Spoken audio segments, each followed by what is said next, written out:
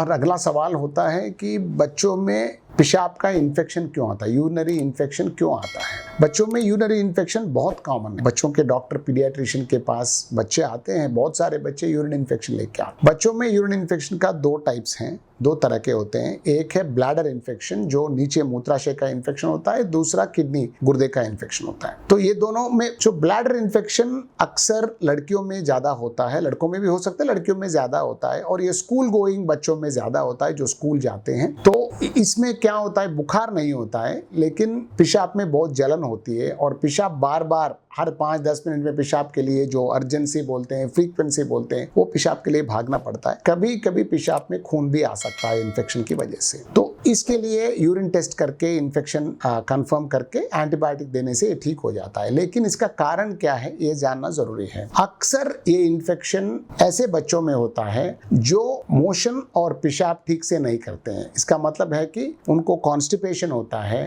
रोज motion ठीक से नहीं करते हैं और अंदर मोशन भरा पड़ा रहता है। और दूसरा, पेशाब रोक लेते हैं, पानी कम पीते हैं। और बहुत बच्चे स्कूल में बाथरूम क्लीन नहीं होता है, बाथरूम साफ सुथरा नहीं होता है स्कूल में, तो वो लोग पेशाब भी बहुत घंटे तक रोक लेते हैं। ब्लैडर फुल हो जाता है, पेशाब करने का मन करता है लेकिन वो जाते नहीं है क्योंकि बाथरूम आपका साफ सुथरा नहीं होता है। तो ऐसे बच्चों में जो मोशन का प्रॉब्लम है और पेशाब रोक लेते हैं, इसको ब्लैडर बाउल डिस्फंक्शन बोलते हैं। ये ऐसे बच्चों में ये ब्लैडर का इन्फेक्शन ज्यादा हो। तो एक बार किसी बच्चे को इन्फेक्शन हुआ तो उसको तो एंटीबायोटिक से ट्रीट करके बाद में ये सारे चीज़ों का ध्यान रखने से बार बार ये इन्फेक्शन होने से बचा सकते। और दूसरा टाइप का इन्फेक्शन है बच्चों में किडनी, जो यूरिनरी इन्फेक्शन है वो गुर्दे का इन्फेक्शन है, इसको पायलोनेफ्राइटिस बोलते हैं। इसमें जरूर बुखार होता है, कभी कभी सिर्फ बुखार होता है और कोई सिम्टम यूरिन का और कोई पेशाब का जलन या कोई सिम्टम भी नहीं हो सकता है, खाली बुखार होता है कुछ बच्चों में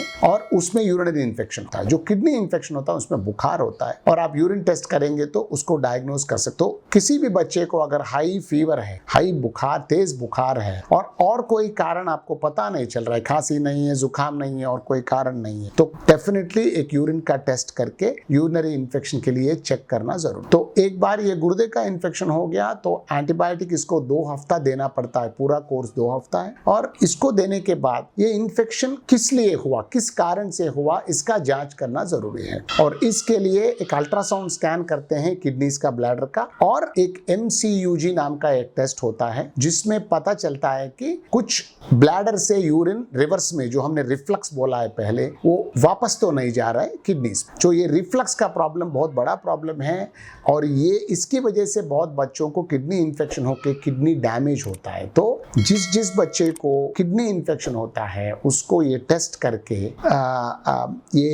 जांच करके उसको अगर यूरिन रिवर्स में जाते हुए पाया जाता है MCUG के टेस्ट में, तो उसको ट्रीटमेंट करना जरूरी है। ये बार बार किडनी इन्फेक्शन होकर किडनी डैमेज होने से बचाने के लिए ये करना जरूरी है।